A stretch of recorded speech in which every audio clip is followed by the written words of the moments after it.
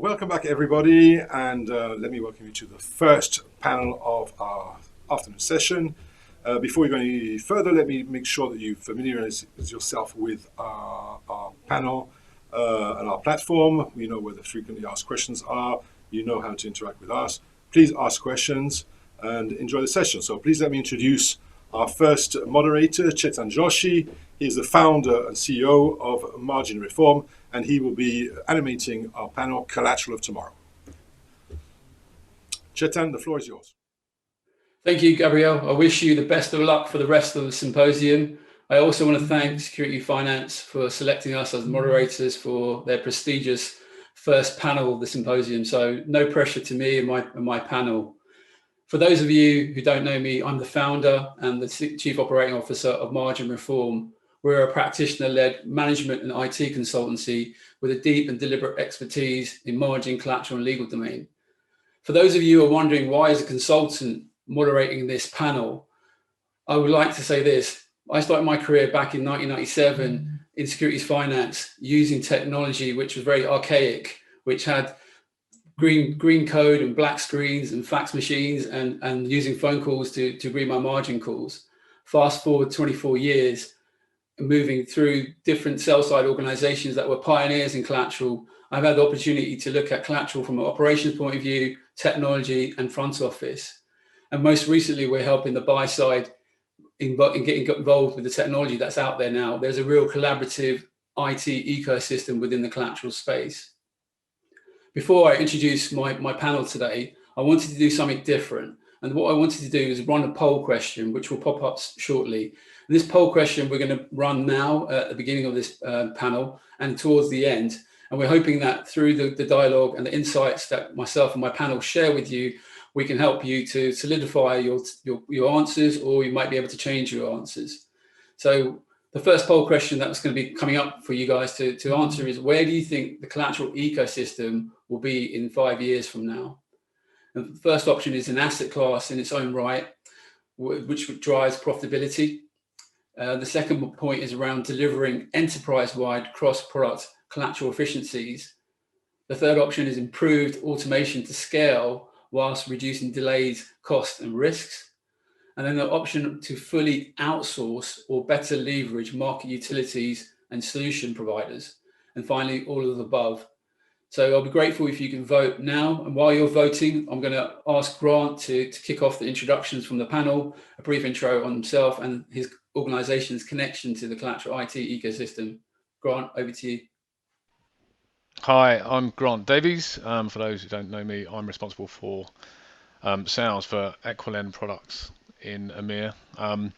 Equilend, to just broadly introduce Equilend, we're a sec finance technology business which serves everything from our trading platforms, from NGT for stock borrow lending, through to collateral trading, TRS for our swap optimization platform, across post-trade, regulatory reporting, and last but not least, our data link products, which gives an insight into the activity that's going on within the securities finance markets, give you a real view into the world of would be collateral or securities lending.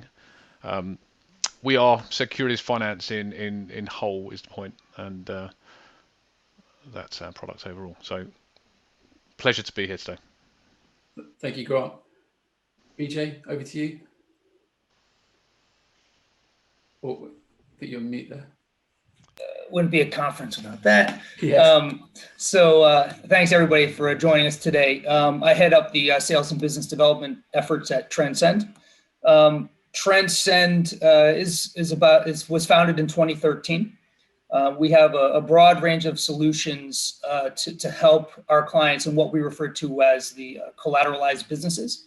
And those range of solutions can extend from aggregating data to regulatory reporting, to inventory management, to sources and uses of collateral, transfer pricing, optimization, as well as automation of collateral and trade movements.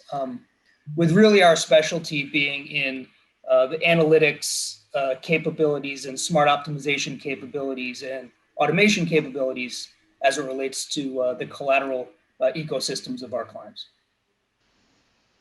Thank you, BJ. Warsaw, over to you, please.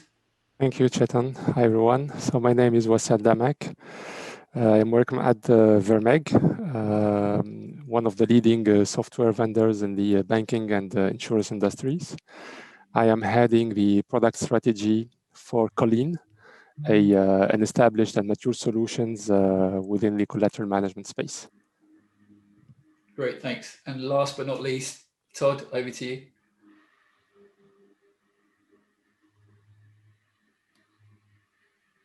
Thank you. Hi, my name is Todd Crowther.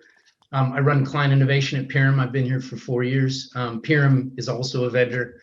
Pyram acts in the collateral management space and collateral services space, both from post-trade, for margin and exposure management, as well as collateral management and optimization. I was on the sell side for 20 years. My background was in collateral trading, finance, secured financing, prime brokerage, and derivatives.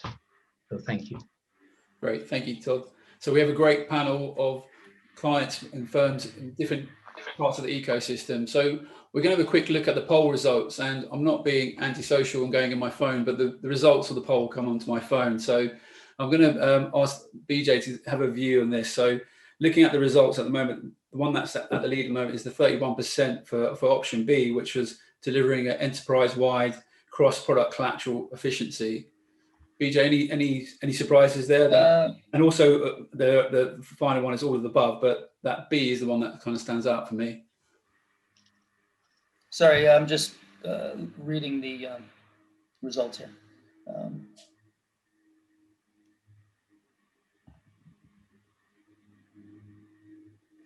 I do agree with sort of, it makes sense to us that B is that an enterprise-wide strategy, if you will, or a vision is in place within the market. And I think also all of the above can't be ignored, because I think to some degree, if you think about how folks are looking 5 years down the road, really no firm from our experiences is in the same place as it relates to implementing or addressing sort of that strategic end game, if you will. I think, what we're really seeing is that firms, broadly speaking, right, and I'm talking mostly right now sell side, obviously firms, and to some degree buy side as it relates to sort of some of the impetus from UMR and other regulations that are driving them. But really, there's firms are approached with this challenge of saying on a vertical level, how do we connect the front office, the middle office, the back office, treasury, financial control, et cetera, on a vertical level to operate more efficiently. And when I say operate more efficiently, that means achieving better, financial resources, whether that's reducing unsecured funding, whether that's reducing liquidity buffers, whether that's streamlining operations, whether that's improving their risk and controls and operating environments. But additionally, and I think I think a lot of firms are looking at that sort of challenge and saying they have some degree of sense of like, okay, where their potholes are, what their gaps are, where they need to go.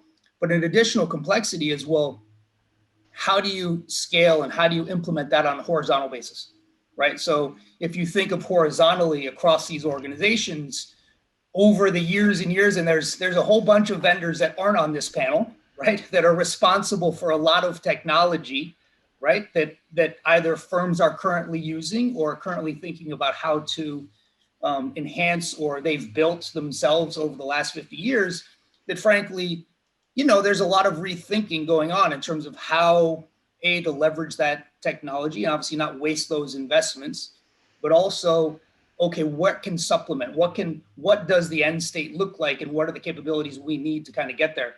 And when you look sort of horizontally across these organizations, historically, the intrinsic value proposition was very vertical, right? So the challenge now is, how do you integrate, a set of data in fixed income or in derivatives or in operations or in the front office or in treasury? How do you integrate processes? How do you integrate, decision making? How do you integrate, all the metrics and business constraints that might be local to those silos into sort of the goal of it being an enterprise solution? So like I said, we're seeing, it totally makes sense to me because these firms are trying to tackle those from different, who's the drivers, et cetera. So they're really looking towards newer technology, which is why we're on this panel, I guess, right? To help sort of bring some ideas to the table about how to get on that roadmap, how to think about how to get there in 5 years, as we described. And from our perspective,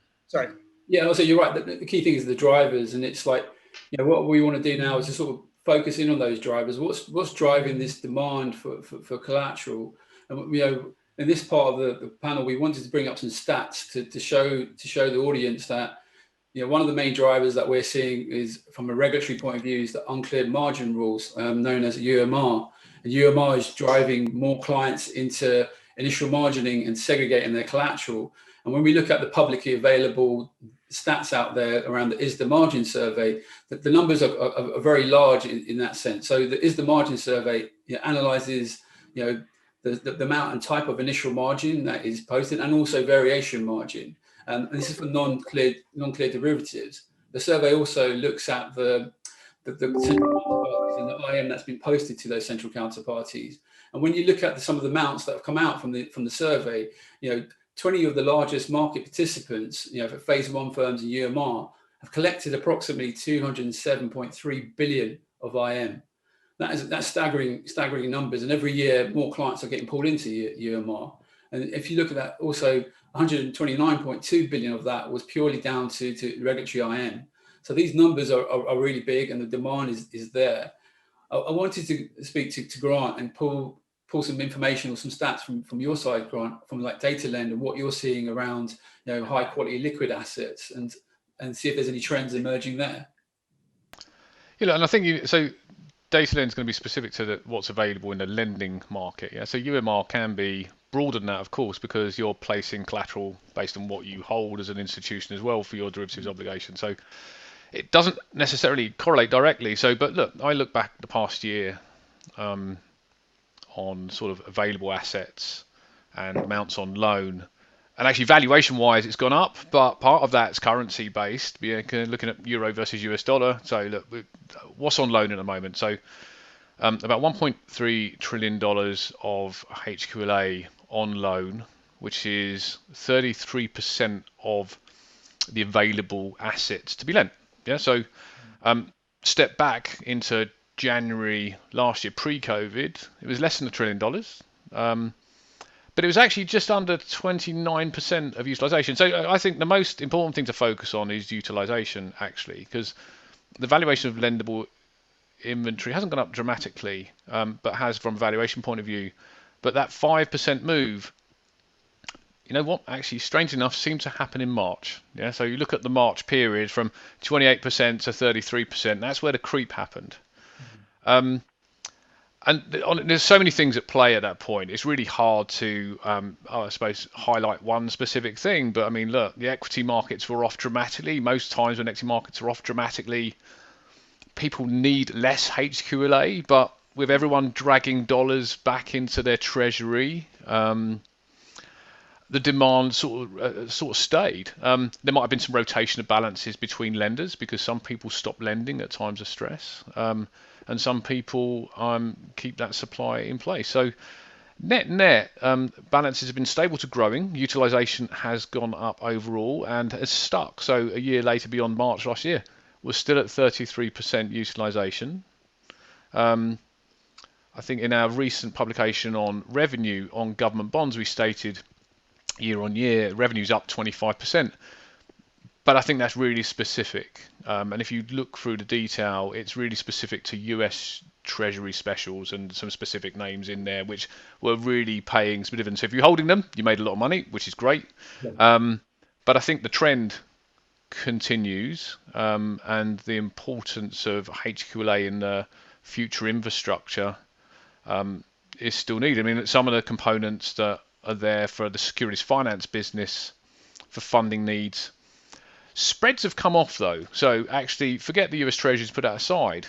More utilization percentage-wise, but spreads are now. I mean, if you looked at average spreads from DataLend, down about maybe 2 bips overall. And if you talk to anyone in the collateral market, in the securities finance collateral market, you know what, there's lots of cash out there. There's lots of available HQLA to be lent. Spreads are compressed, and part of that, we're in a bit of a risk-off period. There's been some recent market events which have made people slightly cautious, so that has an effect. And this month end was one of the least eventful month ends I've ever seen, actually, just from pure activity point of view. But there are things in the future. I mean, UMR is one of those, yeah. The UMR dream, as we start to cross some of those silos, we'll talk about later, into different businesses. But no, APAC is a growth market. APAC could be something that drives a demand for HQLA as well, with new legal structures like Pledge coming, and here already, yeah. So China, Korea markets opening back up again. That could drive an additional demand into region. So combination of increased globalization of demand. Yeah, you're right. So you look at the recent news with China looking at netting, you know, that comes through. That's a very big impact on the industry, that side of things. And the last thing I'd like to say is, look, let's not forget that there is need to make money during this process as well. So look, during the whole COVID environment, the cross-currency basis just blew out. So JGBs versus US Treasuries, you know, it increases an ability to arbitrage across regions in a relatively low-risk environment. Yeah, taking JGBs as collateral, borrowing US Treasuries. No, it's the reality of revenue, and people take advantage of that. So there's lots of things at play in the mix. Generally, the trend is up on demand. Brilliant. Thanks, Grant. Todd, I want to bring you in here as well. We've talked about UMR, regulatory drivers. We talked about HQLA. From your point of view, what other drivers are you seeing around, you know, the need for high quality collateral, but and also what the challenges around that? What's your views on that, Todd? Sure. Yeah, and let's just expand it to all collateral. So I think the Swan looks great in terms of trading and demand and spreads, but ultimately, you know, the real key drivers for at least that in the clients that we talk to in the industry, it's threefold. So it's this mandated push toward reducing counterparty and, you know, specific risk in the market, and a big driver of that is move to cleared margin. Move to uncleared, you know, margining, and you see expanded scope and a lot of clients involved in this, more products. So that's a big driver for clients, and that means scale and control around covering those exposures. Another big driver we see is clearly prudential risk, the need for people to add HQLA and capital buffers for market stress. And then thirdly is the ability for people to manage their liquidity risk, and that mandated liquidity risk such as LCR and NSFR. And what that really does is it constrains leverage in the market. And what that does is it constrains secondary markets, facilitation of trading, facilitation of financing for clients. So these are all really compelling binding constraints for people in the collateral space that people have to manage to. And I think what we saw last year, for example, in a really stressed environment is, you know, clients had common issues, which was during a period of market volatility, during a period where, you know, you had rapid asset devaluations, it exposed existing infrastructure, you know, capabilities, and it sort of underlined the need for technology in the collateral space. And really what drove that was operational efficiency. People weren't able to manage the volume of calls or disputes. From a control and governance point of view, you know, ensuring you intraday understood your counterparty risk. And then from a profitability point of view, you're changing your leverage rapidly, and people need the ability to analyze, forecast, and manage and optimize, you know, their collateral obligations. And so these are the real challenges, I think, that clients are facing in the collateral management space. I totally agree. You know, we talked about the drivers, we talked about the challenges. Also, I want to come to you from a main drivers from a technology point of view. What are you seeing in that space from a technology point of view? What are the drivers for collateral tech? Yeah, thank you, Chetan. If we look to the past years and the current recent investments in technology in the collateral space, we can see three main drivers.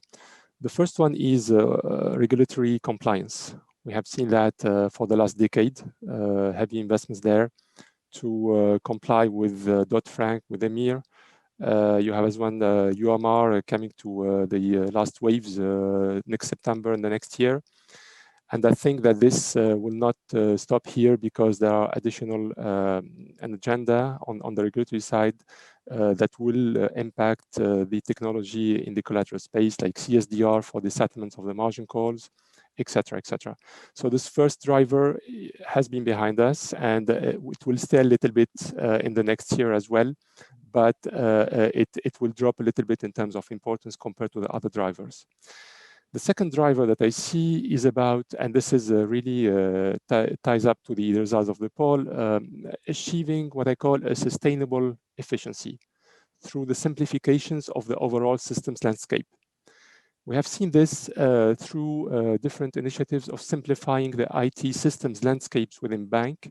And we have seen, for example, banks going through first through the collateralization of the OTC derivatives, and then they move to cleared OTC, then they move to SFT transactions, then they move to exchange traded derivatives, etc., etc.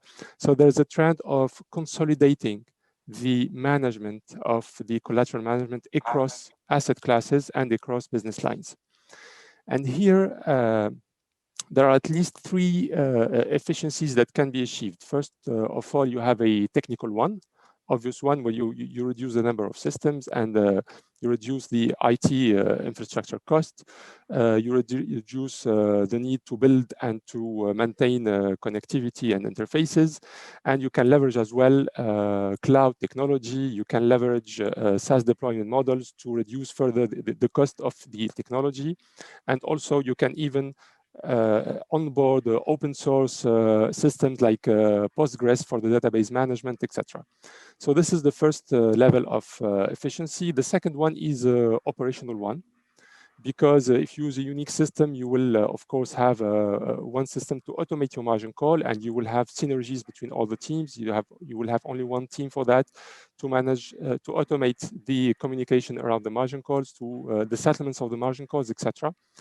And then you open as well the door to additional efficiencies on the business side, because here you will, of course, think about, you prepare the path for cross-margining across different products and business lines.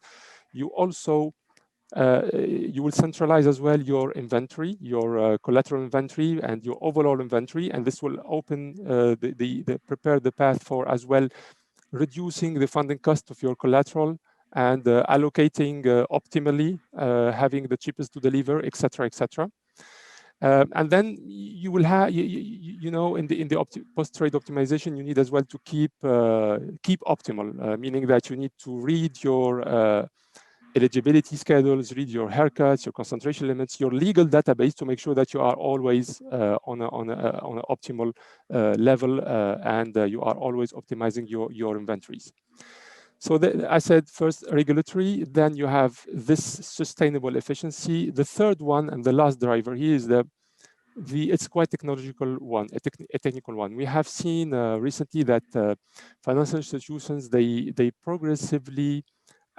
are progressively adopting a component-based thinking, where they say that I don't need to have to review the whole infrastructure. I need to go through towards a transformative IT infrastructure, and then examples like having components or digital apps that are non-intrusive, easy to integrate, and that bring value quickly is one of the things that we have seen behind the latest investments. A typical one is a journey where you have still people working on through emails for the communication of margin calls, and we have seen that a component to automate the emails processing, reading, and detecting what is the ask behind the emails is something that would interest many of our clients and prospects. So basically, I a little bit converge with the poll results. So I'm saying maybe the first one, I don't see it in the poll, but compliance with regulation is one of them. Second, simplifying IT infrastructure and to achieve sustainable efficiency. And third is leverage technology to reduce further the cost. They're great. They're great drivers, and I guess also from a technology development point of view, I guess we're now seeing a shift from the kind of the waterfall approach from a technology development to more of an agile way of delivering, because clients want things very quickly. They want to plug and play different modules. Would you echo that there's a shift in the way technology has been delivered? Yes, definitely. Definitely, I think that there is there is always a smarter way of looking how to transform your technology. Yeah. And the big banks are not anymore, the preferred path. And I think that you need to see the value very quickly and at a low cost.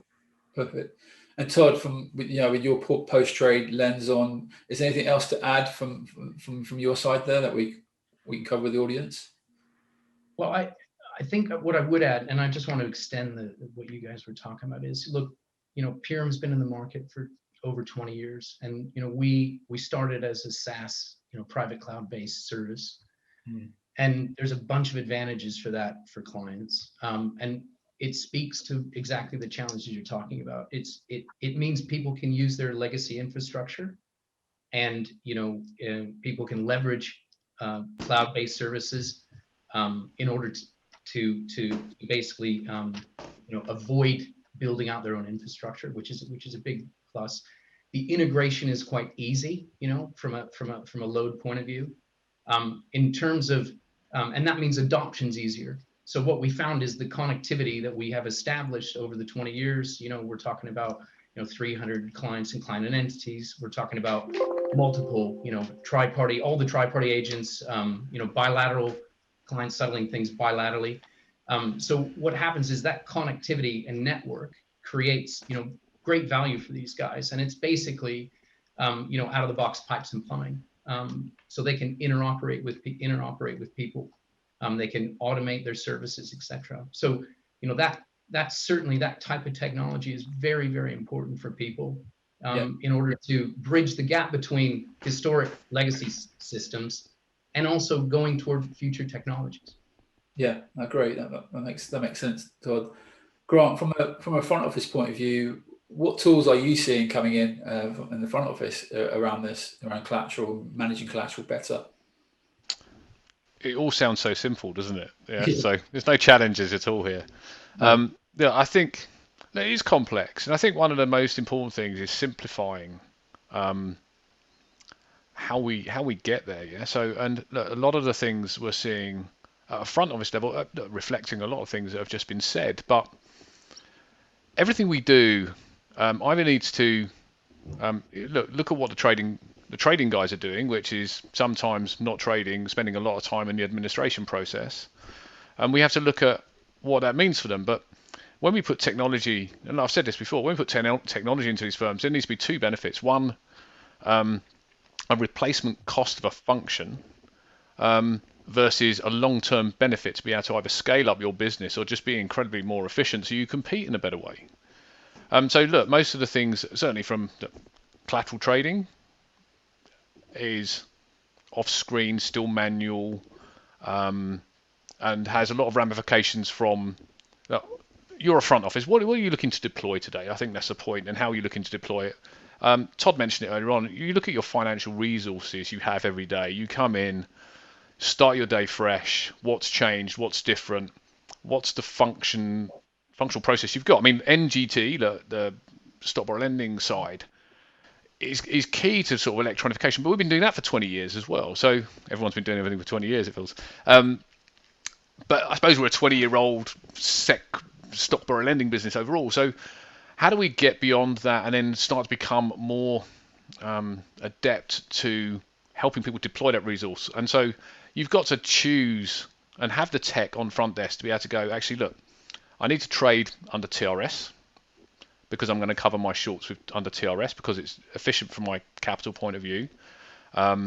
It's onerous from a trading perspective, from a booking perspective, just from a management perspective. So you've got to look at how you can make that process more efficient. And look, we've been looking at that, of course, and doing things there, and so have others.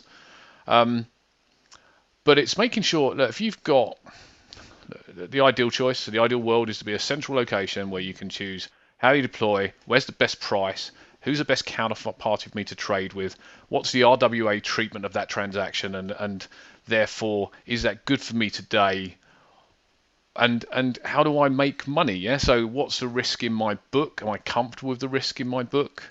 So all those things come to play. And it's like, look, basic things of helping place some functional process in place at this point in time to be able to build and scale for the future. So some of the things aren't going to immediately give immediacy of results. Yeah? So some things are building blocks. So don't expect the world to change overnight, but you've got to be in that to be able to understand that the long-term benefit of this is, as a desk, you've got more flexibility. You can deploy your assets and your financial resources in a better and more efficient way. You know what? If you've got one guy on the desk that can manage a 30 billion financing book on TRS, you've done a relatively good job today. Yeah. So whereas it used to be 3 or 4 people looking at spreadsheets, managing the book overall. So you've got to look at those kind of things and create the efficiencies to be able to do that. Yeah, that's a good point around the TRSs. They have that kind of high quality collateral packaged up, and they're just. Well, I mean, look, I think a TRS is a tool from a legal point of view. It's for lots of different reasons, whether you're short coverage, whether you're financing, not necessarily just HQLA, just whether you're just doing financing. It's just complex. And so breaking down that complexity, making it easier to do things. It has some dislocated components to every TRS structure. So it's really just making sure that becomes more central and more functional and easier to utilize. It's been part of the industry for quite some time, and it's something that's being used intensively for these businesses. It's just working out how we simplify them. You know what? How do we do tri-party for TRS versus what tri-party did for collateral management originally, which is evolving as well. Yeah. So that and taking next scale. Yeah, no, definitely. BJ, I'm interested to get your views from a technology point of view. You know, where do you see firms today on their technology journey around collateral capabilities, be it front office, back office, middle office? What's your views there, please? So it's interesting, right? I think, from our seat, and maybe it's, the advantage of being a little, you guys are all 20 years old, we're only 8 years old. So, maybe there's a little advantage to our. I'm barely 20 years old. Come on. But no, and all kidding aside, I think, what we're all challenged with, and what from our seat, we see firms across a wide spectrum of capabilities in this space, right? Let's not kid ourselves. There's still a lot of firms out there that are, picking up the phone, sending emails, sending facts around, calculating needs on spreadsheets, whether, figuring out what swap they have maturing today on a spreadsheet, et cetera, right? There's those on that sort of that manual end of the curve. And there's some firms that are, starting to implement what they would call their strategic, right? To get what we described to in 5 years, right? But from our perspective, no one's there, right? It's achieving enterprise optimization, right, is the holy grail. And that's a steep hill. But, there's things that all of these firms share in common, right? One is they're all going to conferences, they're all going to internal meetings, they're all listening, reading the papers and everything else, talking about optimization. They're all listening to their shareholders in the market. And, the regulators say you need to be more efficient, you need to have more, drive more value, you need to have better controls, you need to, be able to have these capabilities in 5 years. So what does that all distill down to? Really, the velocity of collateral, whether these firms want it to happen or not, is increasing, right? So if you want to be efficient and achieve all the things we've talked about, to get collateral to move from point A to point B to point B to point C in real time, right? Which ultimately, if you want to have tight controls and analytics and do smart optimization, you have to have better capabilities. So those capabilities are, you need to have, centralized eligibility repositories, right? If you want to optimize across sec finance and your derivatives portfolio, well, you better understand what your legal constraints and eligibility constraints are.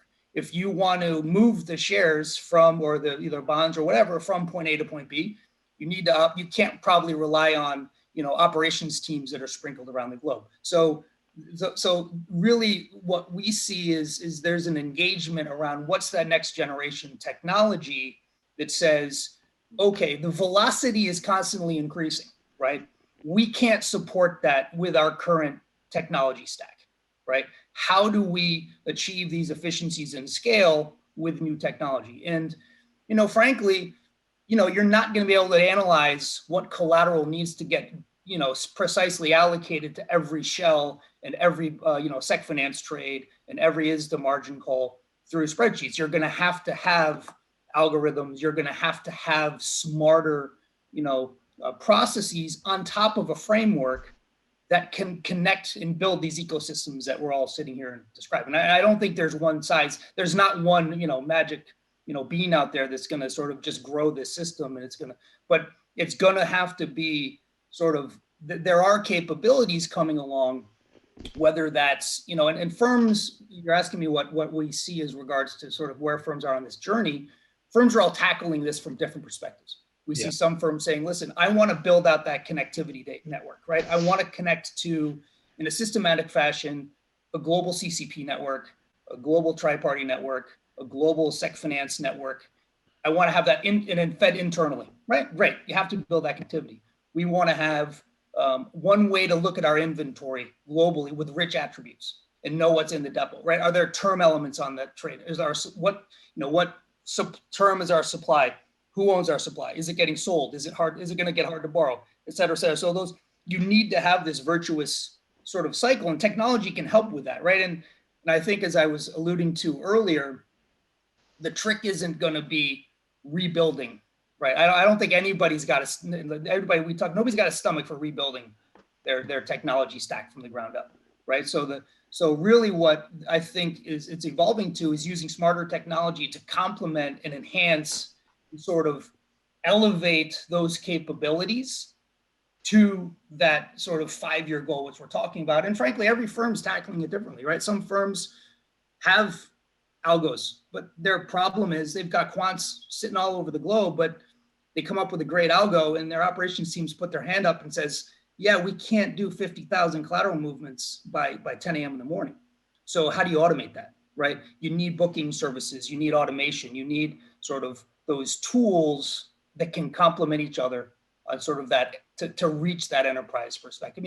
And talking about the Transcend for a second, that's where we sort of maybe differ a little bit, in the sense that we can provide components to, whether it's connect with other folks on this call or connect to some of those industry utilities or connect internally, and then provide a framework to elevate, those capabilities. So it's really a mixed bag in terms of where we see, the street in terms of current capabilities.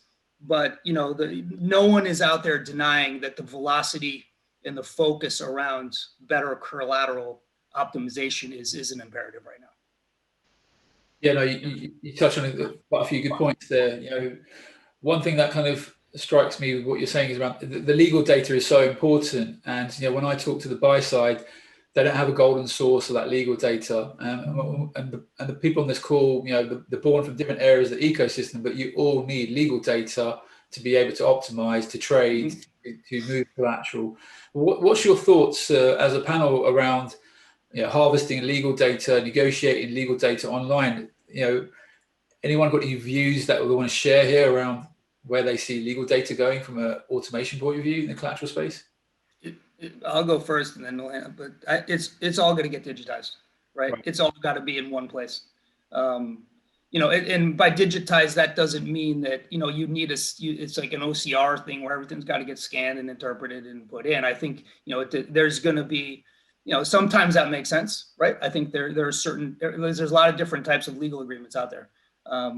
But sometimes you might have a collateral schedule that never changes and is static and is simple. You may just want to be able to load that up into something with a spreadsheet and connect to downstream, repositories, or create that repository. But there needs to be a central source of digital eligibility in order to optimize. That's a precursor to optimization. Yeah, I strongly agree. Any other views? Yeah, maybe I think, Chetan, that this is a very important point, because you need a strong legal data repository. Yes. Flexible enough to cater for all the complexity. It can go very complex. And you need as well to have a openness so that you can receive the data and extract the data.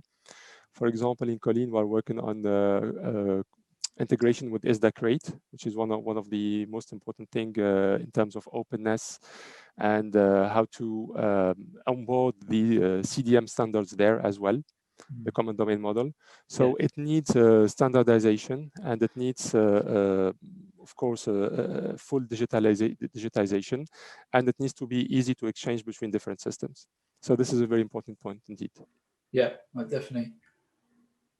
Great. Okay, so I think we're going to move into the live Q&A. So we've got some questions coming in here. So the first question we have for the panel is sponsored clearing model the best model to get buy-side onboarded on repo markets? So is sponsored clearing model the best model to get buy-side onboarded on repo markets? Grant, Todd, do you want to take that one? It's a model. I mean, I think it's a route to market, of course, yeah. And I think it suits a sleeve of liquidity and activity. I mean, it's been talked about a lot in the repo discussions about CCP should be the solution to everything, but it's more expensive, of course. And I think it has application, but it's a part of the toolkit. That's what it should be. And it seems to be growing, of course. I mean, I think one of the things that you see, and we've certainly discussed previously, is what people want to get away from is any end of quarter, end of year friction. So buy side being able to avoid that, utilizing a CCP to do that as well, is one of the things that a number of people have championed.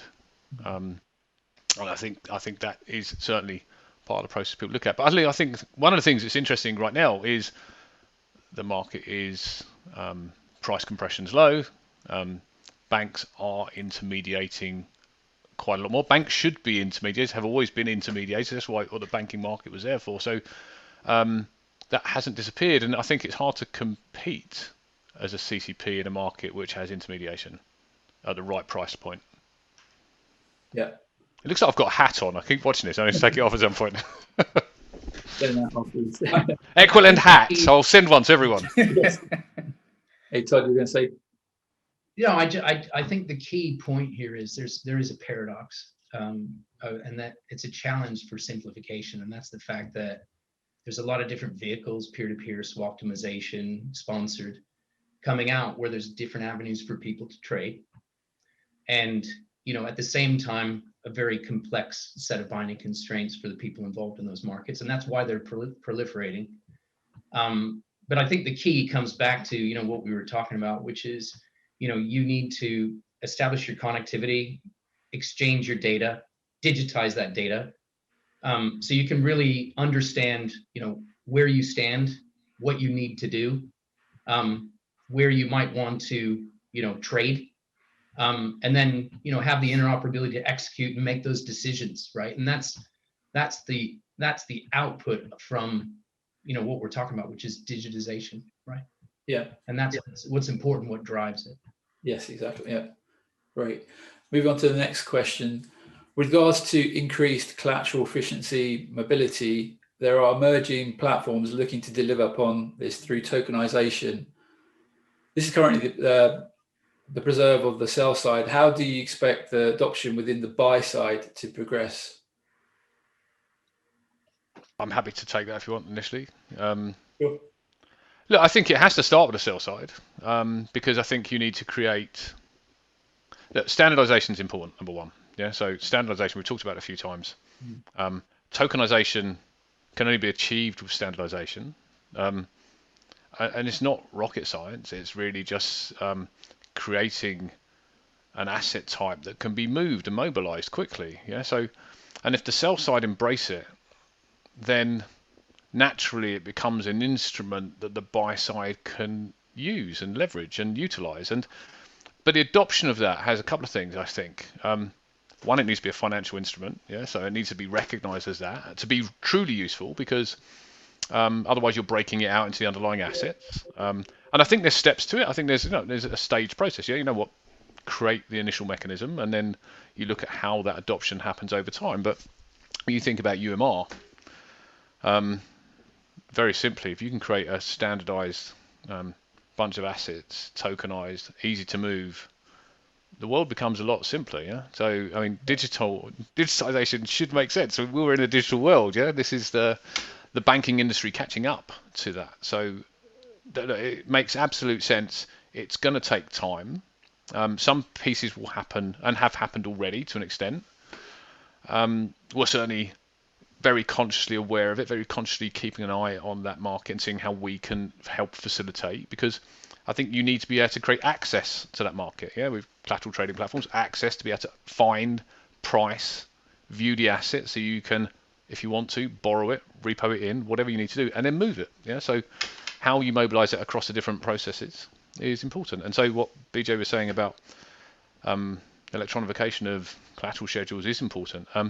But I think the next stage is how can we standardize elements of that? Let's start with the sell side first, because standardizing buy side is a whole different world. Standardize the sell side for sleeves of liquidity, and we'll work the rest pieces out. Yeah, that's a great point. Yeah, and that leads into the next question, which is what will be the immediate consequences of the common domain model? So we know that ISDA have been working on the common domain model for eligible collateral, and we know that ISDA are looking at that. What's the view from the panel around the consequences, immediate consequences of the common domain model? Maybe I can go. Yeah, go ahead, Todd. Yeah, please. Listen, again, as you know, as a host for connectivity for clients and a network, we have a centralized data model similar to the common domain model that you're talking about, and it's a very hard journey to establish all the connectivity, number one, that we talked about, but also to standardize the data and the workflow. And what we're seeing is things like for SFTR on the ISO, you might standardize the format that you want to receive, but people have different content of the data. So you'll see, the UTI matching is great, but you'll see lots of problems on the underlying transactional reconciliation. And through our transactional reconciliation services, we enable clients to set up rules and match the prices in order to agree those transactional breaks. And that's part of that straight through processing. So I think we're in the early stages of CDM in terms of agreeing the formats, and I think it's going to evolve. And the way we see us, involved in that market and other vendors like yourselves is, look, we have clients with legacy processes and legacy infrastructure, and as well as market infrastructure providers. And we just see an adoption of a new standard as a good thing, but there still is the need to automate the data exchange and to automate the processes in order to make it truly STP and get the benefits from it. And that's really where we kind of stand on that.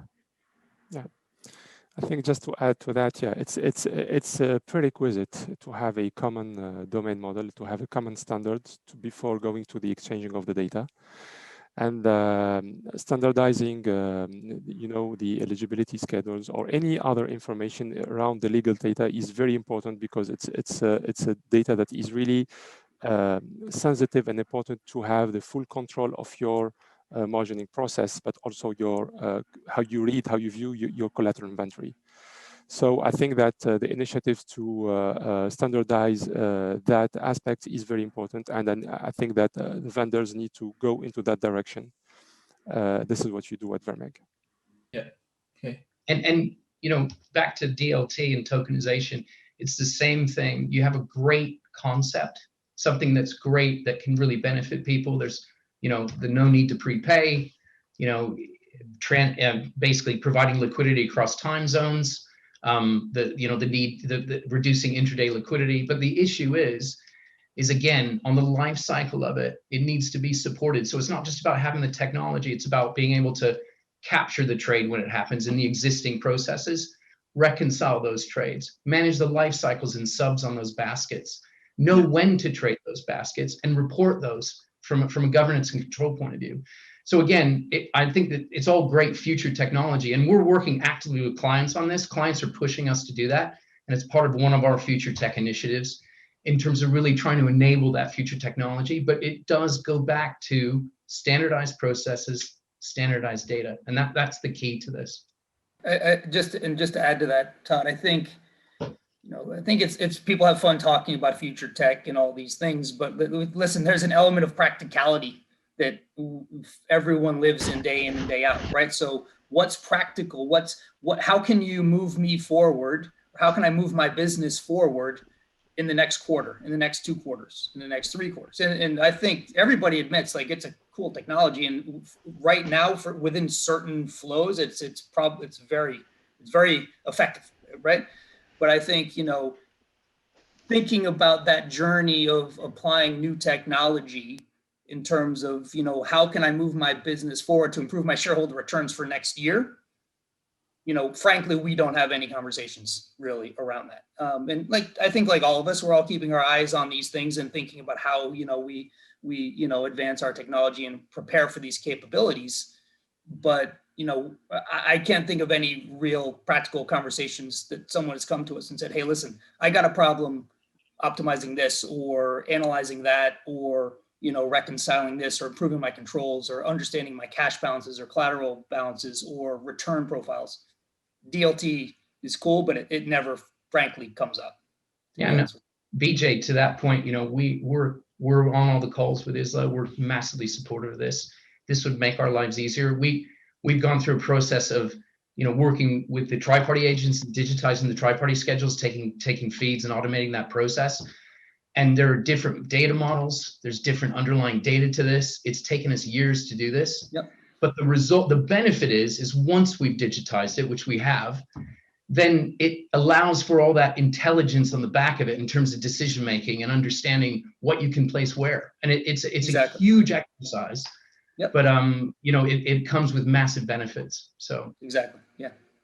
Yeah, and you see the regulators, they're standardizing, the collateral schedule, standardizing collateral management, introducing different types of collateral. They're very broad, equities, gold, money market funds, UCITS. So it's an exciting space that these new type of assets have to come into our ecosystem, and how we price and move is the next challenge. I'm conscious of time. We're coming towards the end of the panel. So I'm going to ask each of the panel just to give a quick comment around their predictions of what does collateral in the future look like. So BJ, I'm going to start with you to give a comment on your side. All right. Oh boy, first one out of the gate. So thank you everybody for joining. I also thank the panelists and Chetan in particular for organizing this. I really think that, if we just anchor on 5 years again, the way these firms think about collateral is going to be very different. I do have the mind that collateral is turning into its own ecosystem. And I think we're talking about centralization, we're talking about connectivity, we're talking about standardization in all different forms. But what does that really revolve around? That revolves around how can firms as an enterprise operate more efficiently, more centrally, right? So there is this movement towards centralized decision making, right? How do you coordinate the fixed income desk with the equities desk, with the derivatives desk, with the clients, with the market? And the technology of tomorrow to support this is going to be a connected, centralized ecosystem. And I really do think that the complexity that's going to result from that, and the velocity of collateral, and the regulatory constraints and the heightened scrutiny is going to mandate whether it's algorithms or smart processing to sit on top of this framework and to automate a lot of these decisions. I think that's where the industry is headed. I think firms are recognizing that scale is supremely important internally to drive returns, and that could be whether that's and I think that's sort of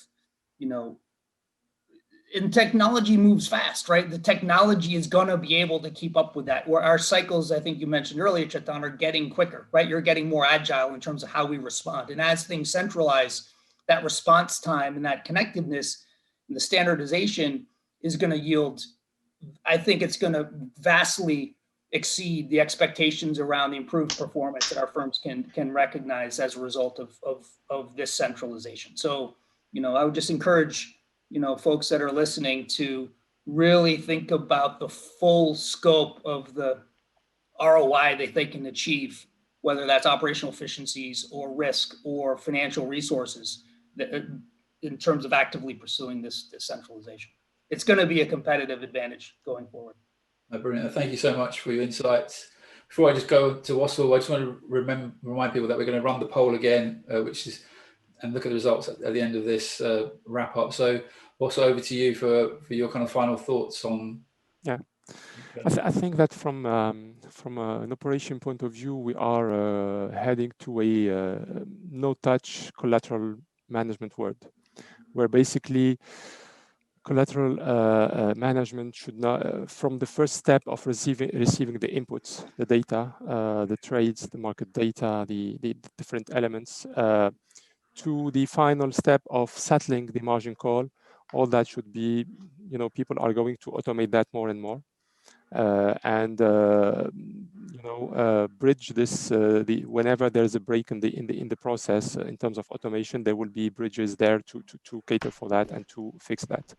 This is, I think, from an operation point of view, we are going to streamline as much as possible the process. I think that there will be more and more capabilities through these centralizations across asset classes and across business lines. More and more capabilities to do cross-margining whenever possible, whenever the barriers, legal or operational barriers, will allow it. I think also on the technical side of it, we are going little by little to a transformative IT architecture, meaning that an architecture that can evolve to embrace new technologies at a low cost, to support the business to any unpredicted or unexpected, changes, and that can allow easily achieve a sort of strategic readiness to unexpected changes. Brilliant. No, thank you. Over to you, Todd, for a final comment, please. Thank you. So I'll try to couch this in practical terms and also tech terms. So look, digital transformation is the fourth industrial revolution. Okay, we're talking about, we're seeing it in Internet of Things and autonomous, vehicles, etc. In our experience, what we're doing is, for clients, again, we're working with some of the most, powerful and we're working with some of the most sophisticated clients. And some of the leading providers of optimization services. And what we're trying to do is come up with a front-to-back solution for clients. And it's really hung on four different things. And I'll just talk practically about, sort of our efforts. In the Collateral Connect service, we currently service 12 clients. And what that is that's leveraging connectivity, which is basically data exchange.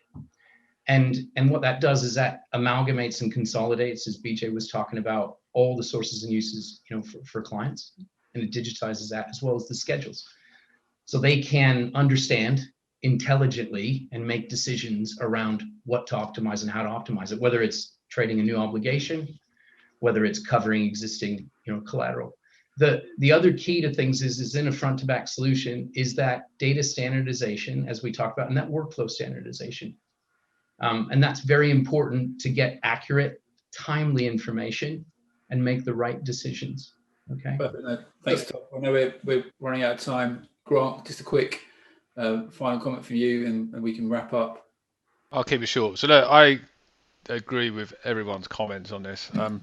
I think the point mainly is a lot of the post-trade environment drives trading more and more, and that's where we're heavily focused on. And I think having that view and connectivity is one of the most important things to give the banks the efficiencies to make the decisions, rather than spend time churning through a process.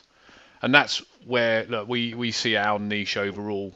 And I think I think in the next 5 years, the bringing together of all of these businesses means the efficiencies become more focused, and the mobility needs for collateral will be there. I think demand, full stop, increases for high quality liquid assets. So that's my prediction, and globalization of that need means we keep busy for a long time and hopefully keep making money.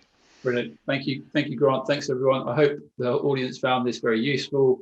Feel free to reach out to us through LinkedIn.